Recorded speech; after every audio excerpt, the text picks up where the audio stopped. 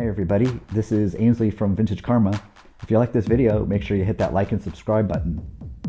And if you're a tattoo artist, let me help you take your tattooing to the next level with portfolio reviews and critiques, just like this video, to show what you can do right now to immediately improve your tattooing without the need to take expensive, lengthy courses that take you away from the work you have to do every day.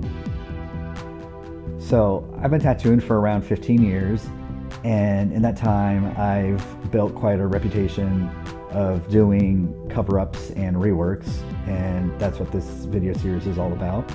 And once again, I'll be reviewing one of my earlier pieces to show the mistakes that I had made in it and what I should have done differently to make it an overall stronger tattoo. Of course, I don't do just cover-ups and reworks. I also do plenty of tattoos from scratch.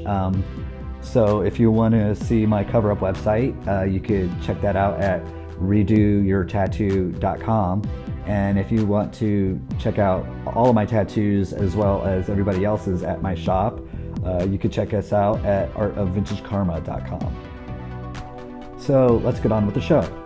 A couple months ago, GQ put out a video of Jeff Goldblum reviewing tattoos of Jeff Goldblum. It was a pretty entertaining video, and I'm going to put the link of it below so you guys can check it out if you haven't seen it already.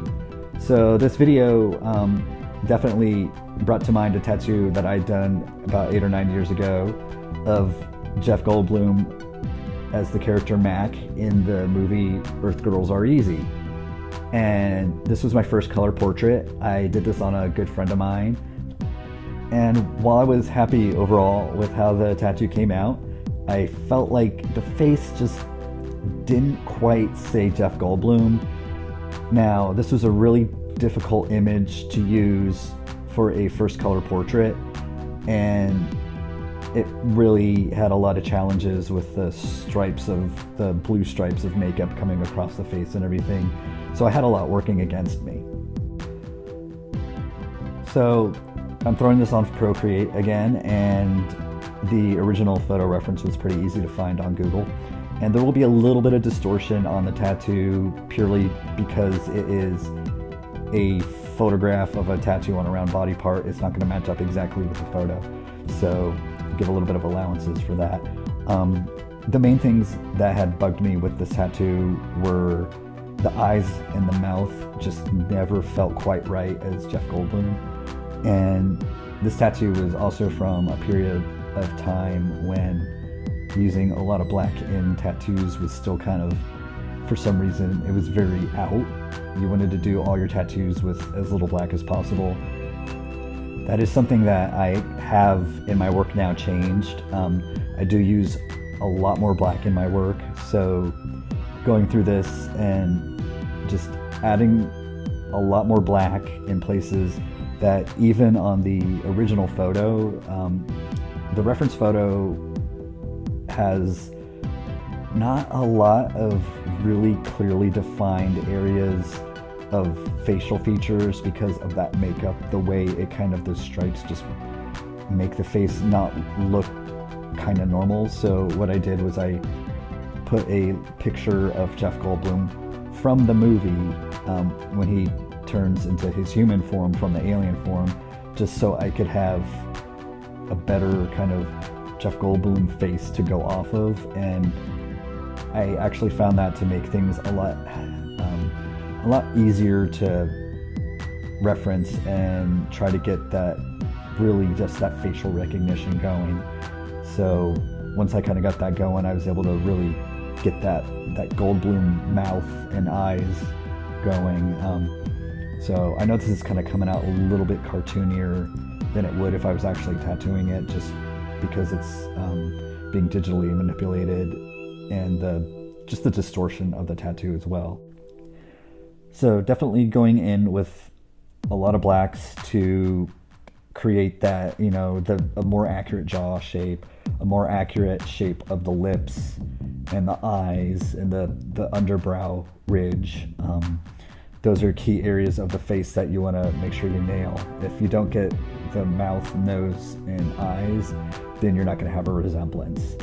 So I think definitely going back in with some darks and adding some darks that are on the one little reference photo in the center there really help to get a better resemblance, even though, since this is a photograph and it's kind of distorted, the resemblance is a lot more stronger than.